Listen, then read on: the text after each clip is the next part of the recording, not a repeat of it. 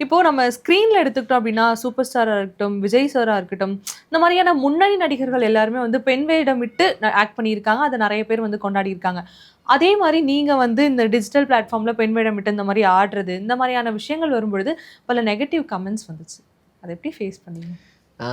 First வந்து நீங்க அவங்க கூட நம்மள கம்பேர் பண்ண வேண்டாம். ஓகே. ஏன்னா அவங்கலாம் வந்து இல்ல பிகாஸ் பெண் வேடமிடுறதே தப்பு அப்படி அது சொல்ல வரல. அதுக்காக நான் சொல்லியிருக்கேன். எல்லாருமே பண்ணியிருக்காங்க.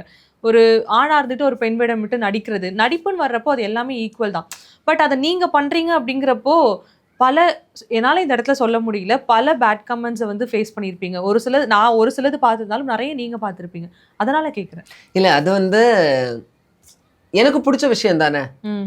இப்ப நம்ம வந்து இப்ப யாரா இருந்தாலுமே நம்மளுக்கு ஒரு விஷயம் புடிச்சு பண்றோம் அப்படின்னா, ம். அதுல நெறைய எதிர்ப்புகள் வரும். ம். சில நல்ல பாசிட்டிவான இது கிடைக்கும். புடிச்ச விஷயத்த நம்ம வந்து என்ன செஞ்சுக்க மாட்டோம். அவ்வளோ சீக்கிரத்துல நம்ம மாத்திக்க மாட்டோம். ஸோ எனக்கு வந்து அந்த இமிடேஷன் ரொம்ப பிடிக்கும். லோ பட்ஜெட்ல. ஓகே.